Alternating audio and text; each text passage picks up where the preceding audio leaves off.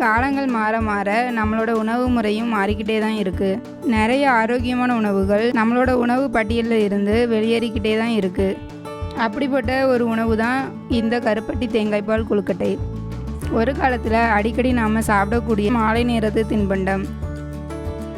இன்றைக்கி நம்ம மண்பானை சமையலில் ஆரோக்கியமான கருப்பட்டி தேங்காய் பால் கொழுக்கட்டை எப்படி ஈஸியாக பண்ணுறதுன்னு தான் பார்க்க போகிறோம். வீடியோக்குள்ளே போகிறதுக்கு முன்னாடி நம்ம மண்பானை சமையல் யூடியூப் சேனலை சப்ஸ்கிரைப் பண்ணாதவங்க மறக்காமல் சப்ஸ்கிரைப் பண்ணிக்கோங்க.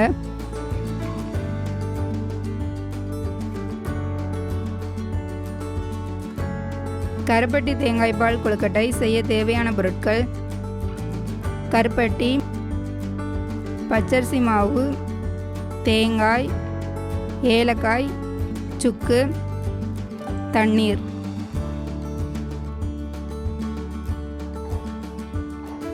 முதல்ல பச்சரிசி மாவை தண்ணி ஊற்றி நல்லா பிசைஞ்சு சின்ன சின்ன உருண்டையை உருட்டி வச்சுக்கிறேன்.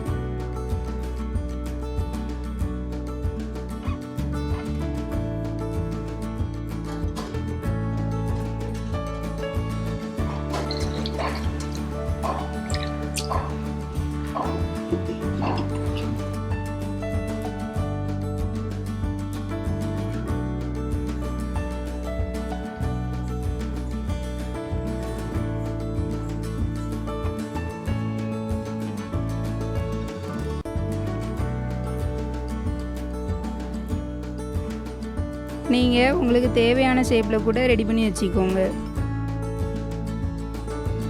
அதுக்கப்புறம் தேங்காயை மிக்சியில் அரைச்சி தேங்காய் பால் எடுத்து வச்சுக்கிறேன்.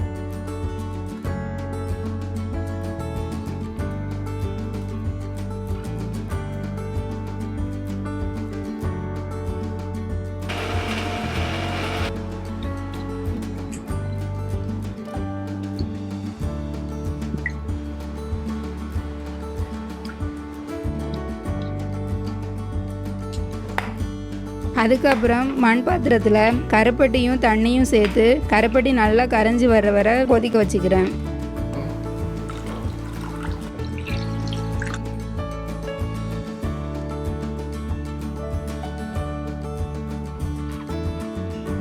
இப்போது கருப்பட்டி நல்லா கரைஞ்சிடுச்சு.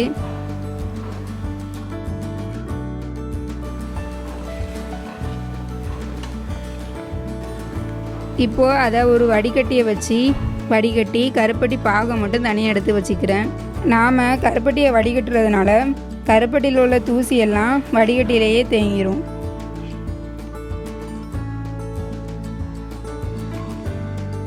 அதுக்கப்புறம் சுக்கையும் ஏலக்காயும் நல்லா தட்டி தனியாக எடுத்து வச்சுக்கிறேன்.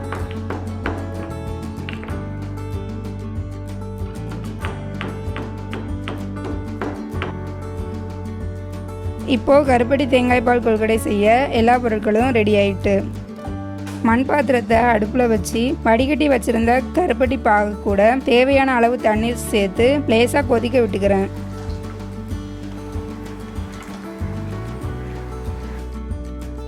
இப்போது கருப்பட்டி பாகு கொதிச்சிடுச்சு. அது கூட உருட்டி வச்சுருந்த பச்சரிசி மாவு சேர்த்து நல்லா வேக வச்சுக்கிறேன். கருப்பட்டி பாகு நல்லா கொதிச்சதுக்கப்புறம் தான் உருட்டி வச்சுருந்த பச்சரிசி மாவை சேர்க்கணும். இல்லைன்னா மாவு பாகு கூட கலந்துரும். இப்போது கருப்பட்டி பாகில் கொழுக்கட்டை நல்லா வெந்துடுச்சு. இது கூட தட்டி வச்ச சுக்கு, ஏலக்காய், தனியாக எடுத்து வச்சுருந்த தேங்காய் பால் சேர்த்து நல்லா கிண்டி இறக்கிக்கிறேன்.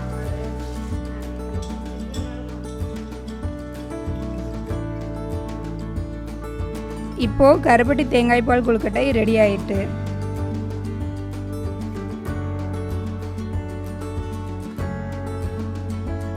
உங்களுக்கு தேவையான அளவு தண்ணி சேர்த்துக்கோங்க. நாங்கள் கொஞ்சமாக தண்ணி சேர்த்ததுனால எங்களுக்கு கருப்பட்டி பாகு கெட்டியாக கிடச்சிது. அடுத்து இன்னொரு ஆரோக்கியமான சமையல் குறிப்போடு சந்திக்கிறேன். நன்றி.